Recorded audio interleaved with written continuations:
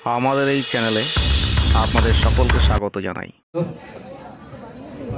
তিলকং সত্যত বার্তা বিভূষণং অমরকৃতোচ্চারণং প্রবুদ্ধং লোকজীবনং প্রণয় প্রবত্ত জাগদীপনং বন্দে জীবন জীবনং সৎপুরুষং। আজকে এই উৎসবে উপস্থিত সকল গুরুজনদের আমি আমার সশ্রদ্ধ প্রণাম জানাই, ছোটদের জানাই আমার আন্তরিক ভালোবাসা। সবাইকে জয় গুরু। জানকীনাথ বসু এবং প্রভাবতী দেবী, তাদের নাম আমরা অনেকেই শুনেছি।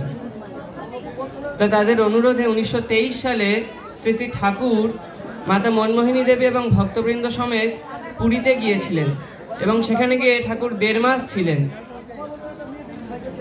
তা এই জানকীনাথ বসু এবং প্রভাবতী দেবী তারা হলেন ঠাকুরের পরম ভক্ত। তারা আর কেউ নন, তারা হলেন আজকে যার জন্মদিন আমাদের সকলের নেতাজি সুভাষচন্দ্র বসুর বাবা ও মা। তারা নেতাজিকে ঠাকুরের আদর্শেই বড় করে তুলেছিলেন, তাই তিনি আজকে নেতাজি হতে পেরেছিলেন। নেতাজিও ঠাকুরের কাছে 3 বার গিয়েছিলেন এবং নেতাজি ঠাকুরের সাথে অনেক বিষয় নিয়ে আলাপ আলোচনাও করেছেন। এবং তিনি যখন অন্তর্ধান করে জার্মানি জাপান চলে যান তখন কিন্তু তার সাথে ঠাকুরের একটা ছবি থাকতো এবং এখনো নেতাজির বাড়িতে তার শোবার ঘরের দেয়ালে একটা ঠাকুরের ছবি রয়েছে। তো এইভাবে নেতাজি শুধু নয়, গান্ধীজি, দেশবন্ধু চিত্তরঞ্জন দাস, এরকম সমস্ত ভারতের দেশ নায়ক, তারা প্রত্যেকেই ঠাকুরের আদর্শে অনুপ্রাণিত হয়েছিলেন এবং দেশবাসীকে ঠাকুরের আদর্শের দ্বারা চালনা করে আজকের এই ভারতের মতো একটা সুশৃঙ্খল, একটা শান্তিপ্রিয় দেশ তৈরি করতে পেরেছিলেন। তো বর্তমান সময়ের রাষ্ট্রনেতারা যাদের কথায় গোটা পৃথিবী ওঠা বসা করে, সেই সমস্ত রাষ্ট্রনেতারা সমাজ এবং দেশের নাম করে ধর্মের দিক থেকে মানুষের আকৃষ্টতা কমিয়ে দেয় এবং তা করতে গিয়ে তারা মানুষকে আদর্শ বিমুখ করে তোলে। এর ফলে মানুষ আদর্শকেন্দ্রিক চলন ছেড়ে দেয়।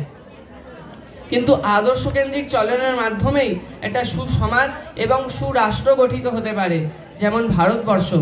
কিন্তু বর্তমানে আদর্শকেন্দ্রিক চলন মানুষ না করায় বাংলাদেশ, ইসরায়েল, ফিলিস্তিনের মতো দেশ তৈরি হচ্ছে, যেখানে খালি যুদ্ধ লেগে রয়েছে, সাম্প্রতিক দাঙ্গা লেগে রয়েছে। দেশের অর্থই হলো the aboard of servants of the same idol and interest. অর্থাৎ দেশের অর্থের মধ্যেই কিন্তু আদর্শের উল্লেখ রয়েছে।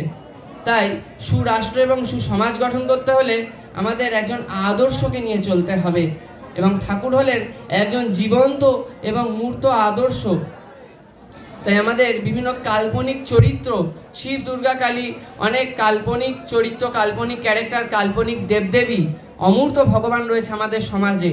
এই সমস্ত অমূর্ত ভগবান যখন থেকে অসীম হয়ে উঠেছে তখন থেকেই ভারতের অবনতি শুরু হয়েছে।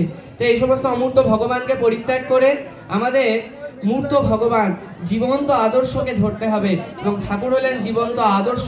শ্রীকৃষ্ণ বললেন, সর্বধর্মং পরিত্যাজ্যং মামেকং শরণং ব্রজ। অর্থাৎ তুমি যে ধর্মেরই মানুষ হও না কেন, সেই ধর্ম পরিত্যাগ করে শুধু আমাকে স্মরণ করো, আমাকে মনন করো।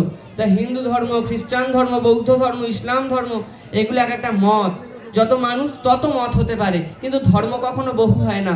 তাই আমাদের এই সমস্ত মতগুলিকে পরিত্যাগ করে জীবন্ত আদর্শ শ্রী শ্রী ঠাকুরকে ধরতে হবে, শ্রী শ্রী ঠাকুরকে নিয়ে চলতে হবে।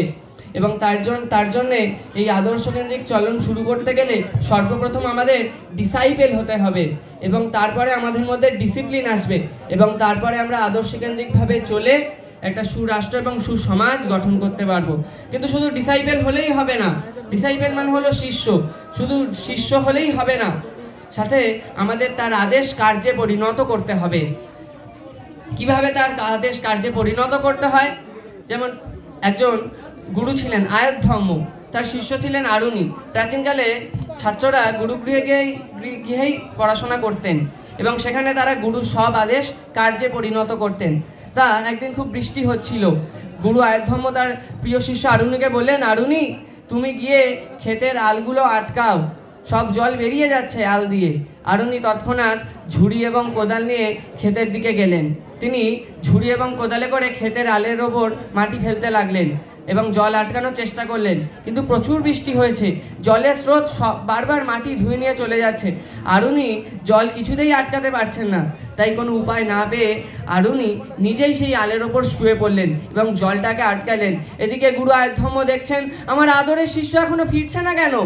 তখন তিনি খুব চিন্তিত হয়ে সেই ছুটতে ছুটতে সেই ক্ষেতের দিকে গেলেন এবং দেখলেন আরুনি শুয়ে আছে আলের ওপর। তিনি আরুনিকে ডাকলেন, তুমি ওখানে শুয়ে আছো কেন? আরুনি উঠে এসে বললেন, গুরুদেব, আমি মাটি ফেলে এই জলটা আটকাতে পারছিলাম না, জলের স্রোত মাটি ধুয়ে নিয়ে চলে যাচ্ছিল, তাই আমি কোনো উপায় না পেয়ে নিজেই শুয়ে পড়লাম। গুরু আয়ুধম্য তার এই গুরু ভক্তি দেখে মুগ্ধ হলেন। তিনি তার আদরের শিষ্যকে বুকে জড়িয়ে ধরলেন। তো আমাদের এইভাবে গুরুর আদেশ কার্যে পরিণত করতে হবে, এইভাবে আমাদের গুরু ভক্তি করতে হবে।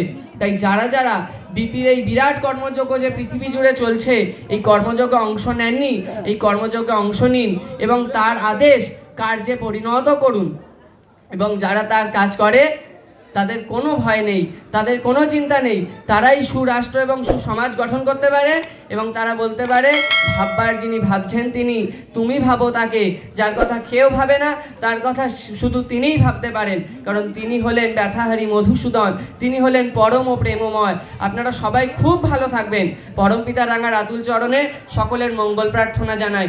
সবাই খুব ভালো থাকবেন। জয় গুরু।